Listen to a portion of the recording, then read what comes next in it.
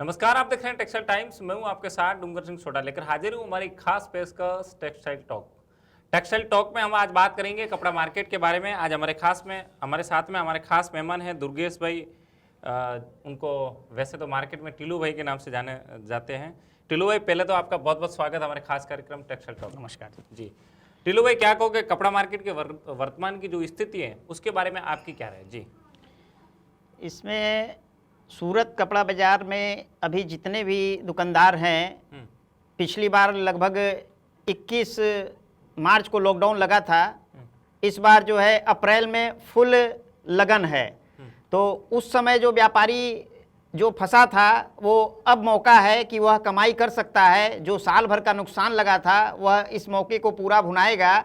लेकिन यह जो वापस स्थिति बन रही है कोरोना की, इस चक्कर में व्यापारी पूरी तैयारी नहीं कर पा रहा है। उसके मन में कहीं ना कहीं ये डर बैठा हुआ है कि वापस कहीं इसकी वजह से उनका व्यापार डिस्टर्ब नहीं हो पावे। हो जाएगा तो फिर वो तकलीफ में आ जाएंगे।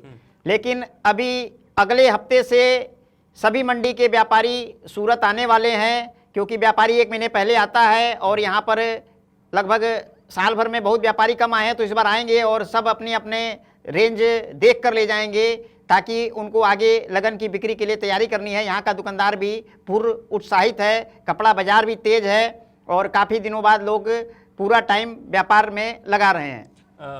टिल्लू भाई, क्या कहोगे जैसे कि अभी आगामी दिनों में रमजान की भी सीजन है, तो व्यापारी कितना कुछ उसके लेकर तैयारी? देखिए, रमज़ान जो है बहुत ही पवित्र त्यौहार है और पिछली साल लॉकडाउन में रमज़ान में लोगों ने नया कपड़ा नहीं खरीद पाए थे, अपना रमज़ान का त्यौहार नहीं मना पाए थे।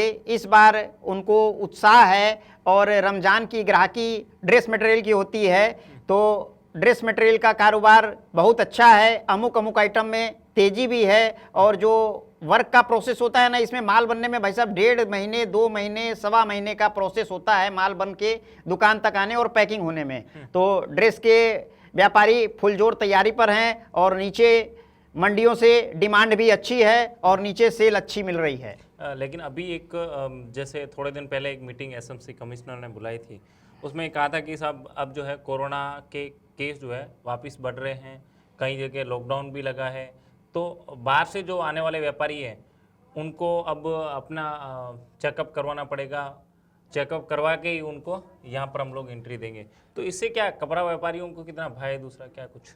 देखिए, नीचे से जो व्यापारी आएगा उसको थोड़ा सा कंफ्यूजन तो है ही है। बाहर की मंडियों से जो अभी व्यापारी आएगा उसको थोड़ा कंफ्यूजन है।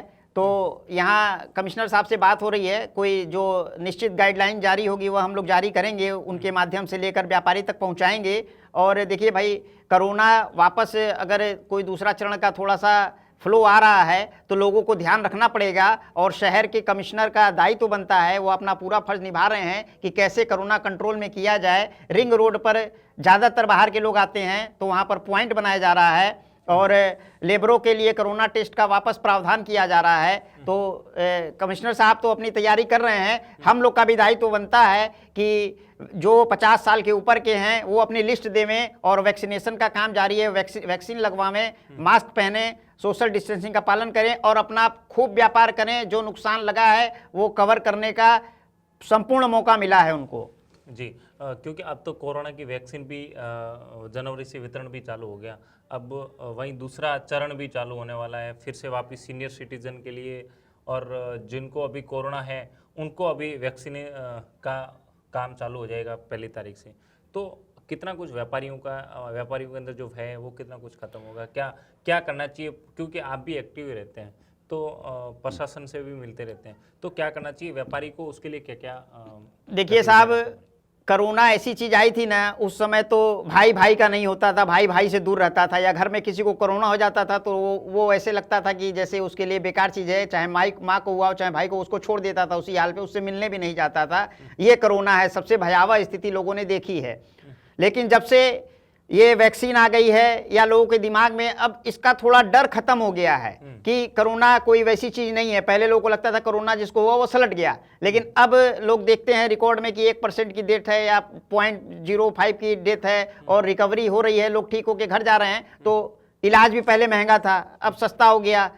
तो लोग क्या है, थोड़ा डर तो कम हुआ है। और कब तक लोग बंधन में रहेंगे, लेकिन जो है बीमारी उससे थोड़ा सा दूर ही रहना चाहिए, और जो भी उसके लिए आदमी को प्रिकॉशन लेना है वह लेना चाहिए। अपना व्यापार करो और थोड़ा सा ध्यान रखो। जी टीलू भाई, एक बात है कि किसान आंदोलन से सूरत का कपड़ा कारोबार कितना प्रभावित हुआ? भाई किसान आंदोलन जो है दिल्ली के आसपास क्षेत्र में है, हरियाणा, पंजाब, दिल्ली, इस मंडी का जो लोग काम करते हैं वह 80% व्यापारी तकलीफ में है, क्योंकि वहाँ जो है जो किसान आंदोलन पे बैठे हैं या आसपास की मंडियाँ में लोग जा नहीं पा रहे हैं, ट्रैफिक के फंस नहीं जावे, माल गाड़ी से जाएगा कहीं फंस नहीं जावे, समय पर नहीं मिले, और जब जो कपड़ा पहनने वाले हैं जो गांव खेड़ों के या जो आंदोलन में अगर लगे हैं तो कपड़ा नहीं खरीदते हैं। तो इस चक्कर में कपड़े की ग्राहकी उस बेल्ट में बहुत कमज़ोर है, लेकिन जहां ये आंदोलन नहीं है वहां बिक्री अच्छी है। लेकिन सूरत का कपड़ा कारोबार, क्योंकि जब माल का जो ट्रांसपोर्टेशन है वो कहीं ना कहीं बंद है और रोडें बंद कर रखी, तो माल जो है आवक जावक सारी बंद हो रखी है, वहाँ का कपड़ा कारोबार भी बंद है। जैसे कि दिल्ली है, हरियाणा है, पंजाब है, यहाँ का व्यापार कहीं ना कहीं प्रभावित हो रहा है, पूरा प्रभावित तो है। उससे सूरत को कितना कुछ नुकसान हो? बोला तो उस मंडी का जो काम करते हैं भाई साहब उनके पास 20% ही व्यापार है। जैसे आज सूरत में 100 व्यापारी हैं तो 10 या 15 व्यापारी उस मंडियों का 20 व्यापारी उस मंडी को काम करते हैं, उनके पास आज काम नहीं है, इस डर से वो तैयारी नहीं कर पा रहे हैं। सरकार को ध्यान देकर ये आंदोलन खत्म करना चाहिए, जिससे जो लोग आर्थिक रूप से जिसको नुकसान लगा है पिछले साल, वो इस आंदोलन से अगर कोई उन लोगों को व्यापार में नुकसान हो रहा है तो वो व्यापार करे, कमाएगा तो सरकार को रेवेन्यू भी मिलेगा, और जब हम खुशहाल होंगे तो सरकार भी खुशहाल होगी। तो सरकार को सभी व्यापारियों का जो तकलीफ है, कोई अगर किसी का कोई डिमांड है, अगर हो सके तो उसको उस पर चर्चा करके उसको पास करना चाहिए, अन्यथा उसका कोई रास्ता निकाल ऐसा करना चाहिए कि जो उससे नहीं जुड़े हैं कम से कम वो सेक्टर प्रभावित नहीं हो। जी अभी है ना, कैट ने 26 तारीख को भारत बंद का ऐलान रखा था। भारत बंद में कई संगठनों ने इसका भरपूर सहयोग किया और भारत बंद को सफल बनाया। उनकी मांग थी जीएसटी की जो प्रणाली है वो कहीं ना कहीं व्यापार हित के लिए नहीं है, तो आप क्या कहेंगे, क्या जीएसटी की जो कार्य प्रणाली है, जीएसटी का जो वर्क है वो क्या व्यापार हित के लिए नहीं है? जीएसटी जब आया था तो सरकार ने वन नेशन वन टैक्स की बात की थी, और ये बोला था कि जीएसटी में सरलीकरण इतना सरल हो जाएगा, जटिलता नहीं रहेगी, कि व्यापार करना आसान हो जाएगा। लेकिन आज भी यह सत्य है कि कागजी फॉर्मेलिटी इसमें इतनी है कि आदमी उलझ के रह जाता है।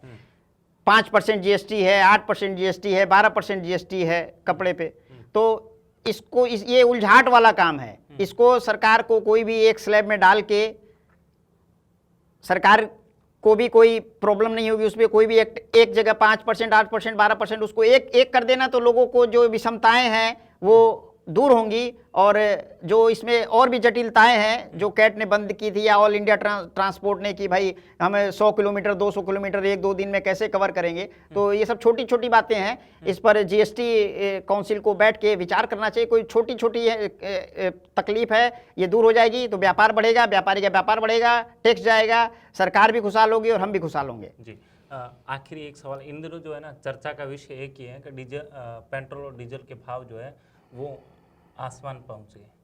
क्या डीजल और पेट्रोल के भाव बढ़ने से आपकी क्या राय है उसको लेकर?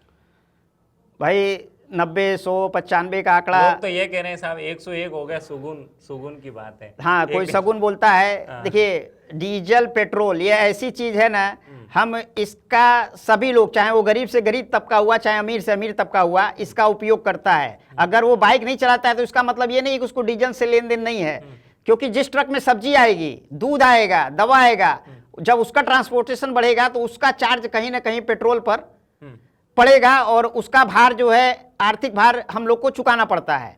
तो अभी कोई स्टेटमेंट आया था पेट्रोलियम मंत्री का कि अगले महीने में कुछ पेट्रोलियम पर सस्ता हो सकता है, कुछ ऐसी ये पॉलिसी लाने वाले हैं। तो हम लोग को उम्मीद है और अभिवादन इनका करते हैं पेट्रोलियम मंत्री का कि शायद पेट्रोल डीजल की कीमतों में कमी आ जावे तो यह भी दुविधा दूर हो जावे। जी अलग अलग सेक्टर वाइज सभी लोगों ने ये मांग की कि साहब कोरोना के अंदर व्यापार जो प्रभावित हुआ, अब हमें इसके लिए राहत पैकेज देना चाहिए। तो क्या टेक्सटाइल मिनिस्ट्री को भी टेक्सटाइल के लिए राहत पैकेज देना चाहिए? बिल्कुल साहब, हम लोग तो सरकार से मांग ही सकते हैं, अपील ही कर सकते हैं, देना न देना उनके हाथ में है। और मेरा पर्सनल तो ये मानना है कि व्यापार अपने को आर्थिक कोई पैकेज मिले कि नहीं मिले, व्यापार अच्छा चले, सुचारू रूप से चले और 2 पैसा बचे तो हमें उस आर्थिक पैकेज की ज़रूरत भी नहीं पड़ेगी। हम लोग सामर्थ्यवान हैं। व्यापारी, अच्छा व्यापारी हमेशा टैक्स देने की सोचता है, बशर्ते उसको कमाई होनी चाहिए और सरकार का साथ मिलना चाहिए। जी, एक अंतिम सवाल, कपड़ा मार्केट में अभी जो संस्था है ऐसा में वो चर्चा का विषय बनी है, लोगों के पेमेंट भी निकल रहे हैं, तो क्या कपड़ा मार्केट में जो संस्था है क्या पेमेंट निकलना, दूसरा कितना कुछ लोगों का पेमेंट अभी तक निकल गया है और क्या क्या इसका मोटिव है काम करने का? देखिए, मैं पर्सनल लोग हैं ना, बहुत से कमेंट कर रहे हैं कि साहब क्या काम हो रहा है, क्या इनको ये जो वर्क कर रहे हैं ये करना चाहिए, ये पुलिस का काम है, बहुत से लोग अलग अलग सवाल पूछते हैं, उनके लिए क्या कहेंगे? जी भाई, इसमें तो सिर्फ मैं एक बात बोलना चाहूँगा, जो भी संस्था, कोई भी संस्था हुई, अगर वो व्यापारी हित में काम कर रही है, व्यापारी हित के लिए सेवा दे रही है, तो उसके लिए पूरा कपड़ा बाजार उन संस्थाओं का आभारी है। मैं भी आभारी हूँ। और रही बात विरोध की, तो साहब हम तो दीपक हैं, जलना हमारा काम है, प्रकाश देना काम है, हवा तो बेवजह ही हमारे खिलाफ है।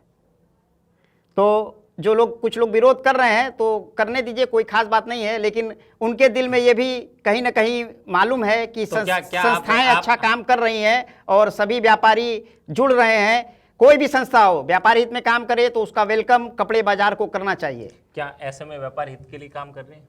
ये तो आप व्यापारियों से पूछिए। आप टेक्सटाइल टाइम्स के संचालन करते हैं तो आप 50 व्यापारियों के जाके पूछिए कि भाई साहब, कपड़े बाजार में आपके हित के लिए कौन सी संस्था सही काम कर रही है। मेरे कहने या उनके कहने से तो होगा नहीं। आप एक सर्वे, आप सर्वे कीजिए। लोग कहते हैं साहब फोटो सेशन के लिए सब कर। देखिए, फोटो सेशन तो क्या है, कर आदमी, अब राज्यपाल महोदय आए हैं तो उनका सम्मान करना पड़ेगा, कोई हमारे टेक्सटाइल मिनिस्ट्री से आए हैं तो उनका सम्मान करना पड़ेगा, करना भी चाहिए, दायित्व है, उनसे जुड़े रहेंगे तभी तो हम लोग की बात पहुंचेगी। तो फोटो सेशन के अलावा भी अगर काम नहीं हो रहा है तो मार्केट से आप लोग के पास खबर आती है। आप यूपी गए थे अभी, मेरी बात समझिए, टेक्सटाइल टाइम्स कवर करने के लिए, वहाँ व्यापारियों का हाल देखा, वहाँ कैसे व्यापार होता है, किस कंडीशन में व्यापार होता है। तो आप यूपी की खबर तो आपके पास है, और यहाँ पर रिंग रोड में, सूरत में आपकी ऑफिस होते हुए आपको ये नहीं मालूम है कि कौन सी संस्था अच्छा काम कर रही है। संस्था अच्छा काम कर रही है यानी ये तो हमें भी मालूम है, लेकिन व्यापारी ये आरोप लगा रहे हैं ना कि साहब संस्था जो है आपके ऊपर ये सवाल खड़े कर रही है कि साहब जो एसएमए काम कर रही है, क्या एसएमए का काम है कि लोगों के पैसे निकलवाना? क्या कोविड के अंदर इसमें क्या होता है मैं बताऊं?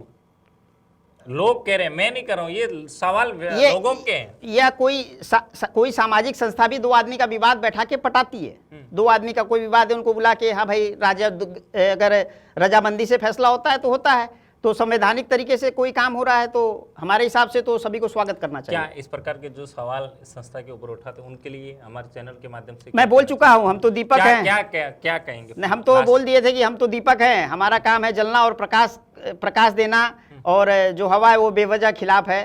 तो बस इतना ही कहना चाहूँगा, इतने में लोग समझ जाएं। चलो, बहुत बहुत धन्यवाद। तो ये थे टीलू जी, दुर्गेश भाई टिमरेवाल, जिन्होंने साफ तौर पे कपड़ा मार्केट को ये संदेश दिया आगामी दिनों में कपड़ा व्यापार जो है बहुत अच्छा चलेगा। साथ ही कोरोना के लिए, कोरोना का सेकेंड टर्म जो है वो कहीं ना कहीं सरकार और प्रशासन ने ये चेताया है व्यापारियों को, और अब आप सेकेंड टर्म में अपना जो मास्क है, सैनिटाइजर है, और बाहर से जो लोग आ रहे हैं उनका कोरोना टेस्ट करवाएं, और उसके बाद ही आप अपने व्यापार में उनको सम्मिलित करें। आज की इस खास रिपोर्ट में इतना ही। आप देखते रहिए टेक्सटाइल टाइम्स। नमस्कार।